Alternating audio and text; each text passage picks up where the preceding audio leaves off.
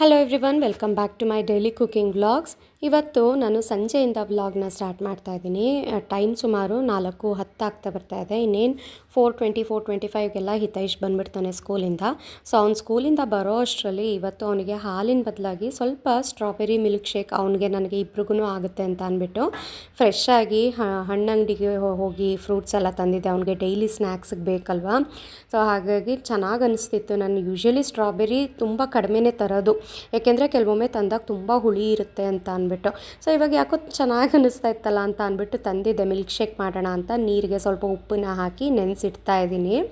ಅದೊಂದು 20 ಮಿನಿಟ್ಸ್ ಆದರೂ ನೆನೆಸ್ತೀನಿ ನಾನು ಸ್ವಲ್ಪ. ಸೊ ಆ ಟೈಮ್ನಲ್ಲಿ ಅವನಿಗೆ ಇಲ್ಲಿ ನಾನು ಒಂದು ಆಮ್ಲೆಟ್ ಮಾಡಿ ಕೊಡ್ತಾ ಇದ್ದೀನಿ. ಡೈಲಿ ಆಫ್ಟರ್ ಸ್ಕೂಲಿಂದ ಬರ್ತಿದ್ದ ಹಾಗೆಯೇ ಒಂದು ಬಾಯ್ಲ್ಡ್ ಎಗ್ ಅಥವಾ ಈ ರೀತಿ ಆಮ್ಲೆಟ್ನ ಮಾಡಿ ಕೊಡ್ತೀನಿ ನಾನು ಅವನಿಗೆ.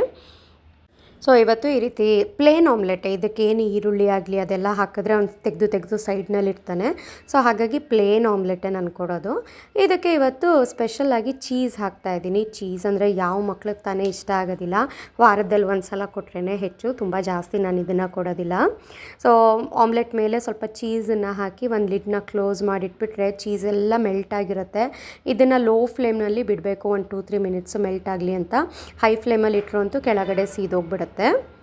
ಸೊ ಇವಾಗ ನೋಡಿ ಚೀಸ್ ಆಮ್ಲೆಟ್ ರೆಡಿ ಆಯಿತು. ಹಿತೇಶ್ಗಂತೂ ತುಂಬಾ ಇಷ್ಟ ಚೀಸ್ ಅಂದರೆ. ಕೊಡ್ತಿದ್ದ ಹಾಗೆಯೇ ಅವ್ನು ಏನೇ ತಿಂಡಿ ಕೊಟ್ಟರು ಮೂಸ್ ನೋಡ್ತಾನೆ. ಫಸ್ಟು ಸ್ಮೆಲ್ ಚೆನ್ನಾಗಿದ್ದರೆ ತಿಂತಾನೆ, ಇಲ್ಲಾಂದರೆ ಬೇಡ ಬೇಡ ಅಂತ ಅನ್ನೋಕ್ಕೆ ಸ್ಟಾರ್ಟ್ ಮಾಡ್ತಾನೆ. ಸೊ ಚೀಸ್ ಹಾಕಿದ್ದಿದ್ದಲ್ವಾ, ಅವ್ನಿಗೆ ಆಮ್ಲೆಟ್ ಅಂದ್ರೇ ಫಸ್ಟ್ ಆಫ್ ಆಲ್ ಇಷ್ಟ. ಸೊ ತುಂಬಾ ಇಷ್ಟಪಟ್ಟು ತಿಂತಾ ಇದ್ದ. ಸೊ ನೀನು ತಿನ್ನು ಅಷ್ಟರಲ್ಲಿ ನಾನು ಸ್ಟ್ರಾಬೆರಿ ಮಿಲ್ಕ್ ಶೇಕ್ ಮಾಡ್ತೀನಿ ಅಂತ ಅಂದ್ಬಿಟ್ಟು ಇಲ್ಲಿ ಸ್ಟ್ರಾಬೆರಿ ನೆನೆ ಹಾಕಿದ್ನಲ್ಲ ನೀರಿನಲ್ಲಿ, ಅದನ್ನು ಮೇಲ್ಗಡೆ ಅದು ಇದಿರುತ್ತಲ್ಲ ಸೊಪ್ಪೊಂದು, ಅದನ್ನು ತೆಗೆದು ನೀಟಾಗಿ ಸಣ್ಣ ಸಣ್ಣದಾಗಿ ಕಟ್ ಮಾಡಿ ಮಿಕ್ಸಿ ಜಾರಿಗೆ ಹಾಕೋತಾ ಇದ್ದೀನಿ.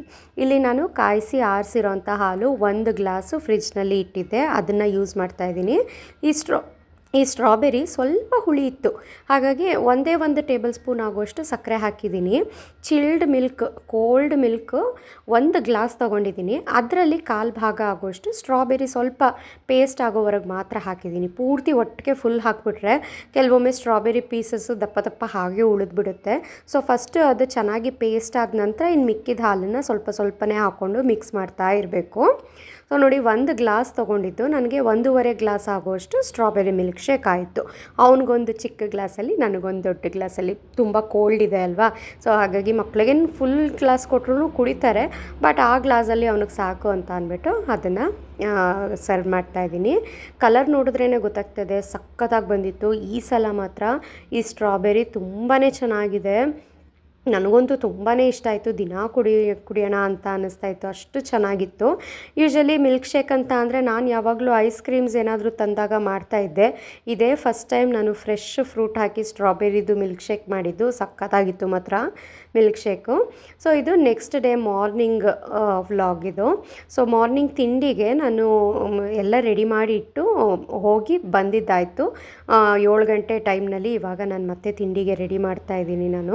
ಸೊ ಹಿಂದಿನ ದಿನ ಹೇಳಿದ್ದೆ ಅಲ್ವಾ ಫ್ರೂಟ್ಸ್ ಎಲ್ಲ ತಂದಿದ್ದೆ ಅಂತ, ಜೊತೆಗೆ ಸ್ವಲ್ಪ ತರಕಾರಿನೂ ಸಹ ಮಿಕ್ಸಲ್ಲಿ ಹಾಕಿಸ್ಕೊಂಬರ್ತೀನಿ. ನಾವಿರೋದೇ 3 ಜನ, 1/4 kg ತಂದ್ರೂ ಹೆಚ್ಚಾಗುತ್ತೆ. ಸೊ ಎಲ್ಲ ತರಕಾರಿ ಒಂದು 2 3 ಹಾಗೆ ಮಿಕ್ಸಲ್ಲಿ ತಂದುಬಿಡ್ತೀನಿ ನಾನು. 2 ಮೂಲಂಗಿ ತಂದಿದ್ದೆ, ಅದರಲ್ಲಿ 1 ಮೂಲಂಗಿನ ಉಪಯೋಗಿಸ್ಕೊಂಡು ಇವತ್ತು ಮೂಲಂಗಿ ರವೆ ರೊಟ್ಟಿ ಮಾಡ್ತಾಯಿದ್ದೀನಿ. 1 ಮೂಲಂಗಿ ತುರಿದಿಟ್ಕೊಂಡು ಅದಕ್ಕೆ ಸಣ್ಣದಾಗಿ ಹೆಚ್ಚಿದಂಥ ಹಸಿಮೆಣಸಿನ್ಕಾಯಿ, ಈರುಳ್ಳಿ ಮತ್ತು ಕೊತ್ತಂಬರಿ ಸೊಪ್ಪು, ಜೀರಿಗೆನ ಮಿಕ್ಸ್ ಮಾಡ್ತಾಯಿದ್ದೀನಿ. ಇಷ್ಟನ್ನೇ ಹಾಕಿ ಮಿಕ್ಸ್ ಮಾಡಿಬಿಡ್ತಾ ಇದ್ದೆ. ಅಷ್ಟರಲ್ಲಿ ನೆನಪಾಯ್ತು, ಅಯ್ಯೋ ಮೇಲ್ಗಡೆ ಪಾಲಕ್ ಸೊಪ್ಪು ಅಷ್ಟೊಂದು ಚೆನ್ನಾಗಿ ಬೆಳೆದಿದೆಯಲ್ಲ, ಸ್ವಲ್ಪ ಪಾಲಕ್ ಸೊಪ್ಪನ್ನು ಕಿತ್ಕೊಂಡು ಬಂದು ಕಟ್ ಮಾಡಿ ಹಾಕೋಣ ಅಂತ ಅಂದ್ಬಿಟ್ಟು ಇಲ್ಲಿ ಮೇಲೆ ಬಂದಿದ್ದೀನಿ. ಪಾಲಕ್ ಸೊಪ್ಪು ಇದೊಂದು 4th ರೌಂಡ್ ಅಂತ ಅನಿಸುತ್ತೆ. ಒಂದು ಸಲ ಬೀಜ ಹಾಕಿದ್ದನ್ನು ಹೀಗೆ ಸೊಪ್ಪು ಮಾತ್ರ ಕಿತ್ಕೊಂಡು ಹಾಗೆ ಬಿಟ್ಟಿದ್ದು. ಇದು 3ನೇ ಸಲನೋ 4ನೇ ಸಲನೋ ಇದರಲ್ಲಿ ಪಾಲಕ್ ಸೊಪ್ಪು ಬರ್ತಾ ಇರೋದು. ಆಲ್ಮೋಸ್ಟ್ ಒಂದು 5-6 ತಿಂಗಳಿಂದ ಹಾಗೆ ಬಿಟ್ಟಿದ್ದೀನಿ ನಾನು. ಪಾಲಕ್ ಸೊಪ್ಪು 3 ವಾರಕ್ಕೂ ಒಂದೊಂದು ಸಲ ಬ್ಯಾಚ್ ಸಿಗ್ತಾನೇ ಇದೆ ನನಗೆ ಸಖತ್ತಾಗಿ.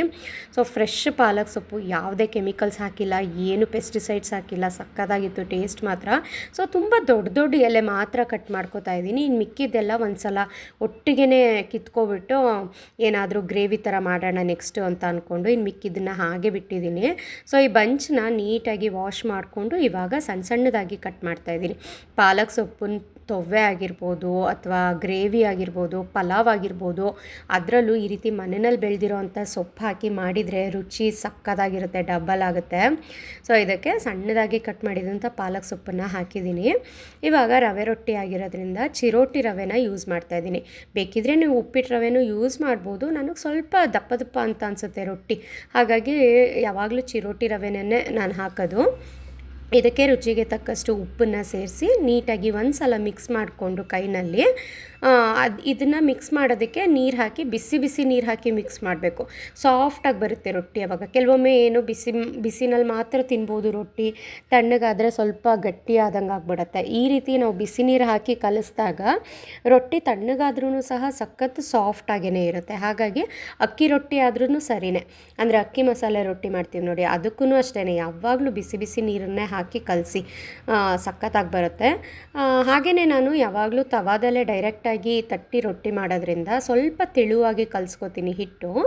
ನೀವೇನಾದರೂ ಬಟರ್ ಪೇಪರ್ ಅಥವಾ ಆಯಿಲ್ ಶೀಟ್ ಮೇಲೆ ಹಾಕಿ ಆಮೇಲೆ ರೊಟ್ಟಿನ ಪ್ಯಾನ್ಗೆ ಹಾಕ್ತೀನಿ ಅನ್ನೋದಾದರೆ ಸ್ವಲ್ಪ ಗಟ್ಟಿಯಾಗಿ ಕಲಿಸ್ಕೊಳ್ಳಿ, ಇಷ್ಟು ತೆಳುವಾಗಿ ಬೇಡ. ಇಷ್ಟು ತೆಳುವಾಗಿ ಕಲಿಸ್ಕೊಂಡ್ರೆ ಏನು ಬೆನಿಫಿಟ್ ಅಂದರೆ ತುಂಬಾ ತೆಳುವಾಗಿ ಒಳ್ಳೆ ಪೇಪರ್ ದೋಸೆ ಬಂದಂಗೆ ಬರುತ್ತೆ ರೊಟ್ಟಿನ ಇದು ಅಂತ ಅನಿಸ್ಬೇಕು, ಅಷ್ಟು ಚೆನ್ನಾಗಿ ಬರುತ್ತೆ ರೊಟ್ಟಿ ಮಾತ್ರ. ಸೊ ಇವಾಗ ಕಲಸಿದಂಥ ಹಿಟ್ಟು ಸ್ವಲ್ಪ ಬೆಚ್ಚಗಾದ ನಂತರ ಪ್ಯಾನ್ಗೆ ಸ್ವಲ್ಪ ಎಣ್ಣೆ ಹಾಕಿ ಗ್ರೀಸ್ ಮಾಡಿದ್ದೀನಿ ನಾನು. ಒಂದು ಉಂಡೆ ತೊಗೊಂಡು ಒಂದು ಬೌಲ್ನಲ್ಲಿ ನೀರನ್ನು ಸಹ ಇಟ್ಕೊಂಡಿದ್ದೀನಿ. ಕೈ ಸ್ವಲ್ಪ ಅಂಟುತ್ತೆ ಅಲ್ವಾ, ಅಂದರೆ ರವೆ ಹಿಟ್ಟು ಕೈಗೆ ಅಂಟ್ಕೊಂಡಂಗೆ ಆಗುತ್ತೆ ನಾವು ರೊಟ್ಟಿ ತಟ್ತಾ ಇರ್ಬೇಕಾದ್ರೆ. ಸೊ ಆವಾಗ ಈ ರೀತಿ ಕೈನ ಸ್ವಲ್ಪ ನೀರಿನಲ್ಲಿ ಹತ್ಕೊಂಡು ರೊಟ್ಟಿ ತವ ಎಷ್ಟು ಅಗಲ ಇದೆ ಅಷ್ಟಗ್ಲೂ ರೊಟ್ಟಿನ ತೆಳುವಾಗಿ ಒಂದು ಕಡೆ ದಪ್ಪ ಒಂದು ಕಡೆ ಸಣ್ಣ ಆ ರೀತಿ ಮಾಡ್ಕೋಬೇಡಿ.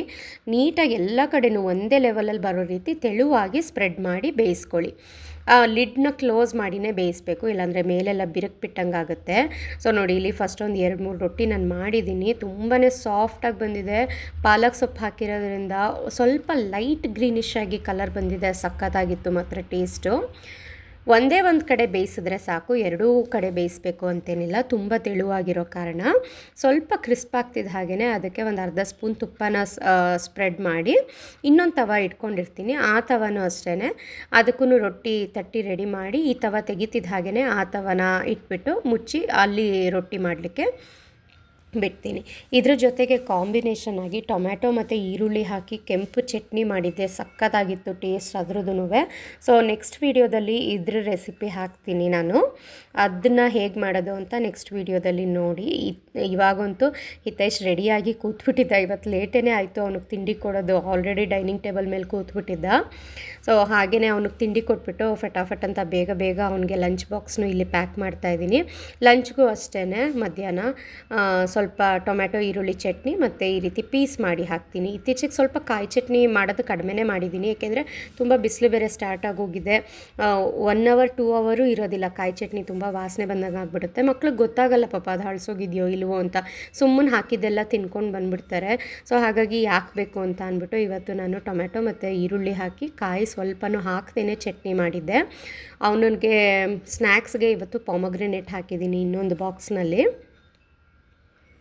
ಹಿತೈಷ್ನ ಸ್ಕೂಲಿಗೆ ಕಳಿಸಿದಾದ ನಂತರ ಒಂದು ಲೋಟ ಫ್ರೆಶ್ ಆಗಿ ಸ್ಟ್ರಾಂಗ್ ಕಾಫಿ ಮಾಡಿಕೊಂಡು ಕುಡಿದು ಆನಂತರ ನಾನು ನನಗೆ ಹಾಗೆ ಪ್ರದೀಪ್ಗೆ ಇಬ್ರಿಗೂ ಟಿಫನ್ನ ಮತ್ತೆ ರೆಡಿ ಮಾಡಿ ಇಡ್ತಾಯಿದ್ದೀನಿ.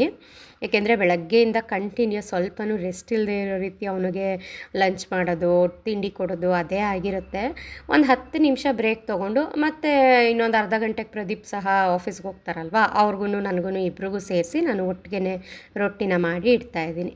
ಸೊ ಅವರಿಬ್ಬರೂ ಕಳಿಸಿ ಇವತ್ತು ಶುಕ್ರವಾರ ಆಗಿರೋದ್ರಿಂದ ಪೂಜೆ ಎಲ್ಲ ಮಾಡಿ ನಾನು ತಿಂಡಿನ ಇವಾಗ ಟೇಸ್ಟ್ ಮಾಡ್ತಾಯಿದ್ದೀನಿ. ಸಕ್ಕತ್ತಾಗಿತ್ತು. ನೀವು ಸಹ ರವೆ ರೊಟ್ಟಿ ಮಾಡಿ ನೋಡಿ, ವಾರದಲ್ಲಿ ಒಂದು ಸಲನಾದರೂ ಖಂಡಿತ ಈ ರೆಸಿಪಿ ಮಾಡೇ ಮಾಡ್ತೀರಾ, ಅಷ್ಟು ಟೇಸ್ಟಿಯಾಗಿರುತ್ತೆ.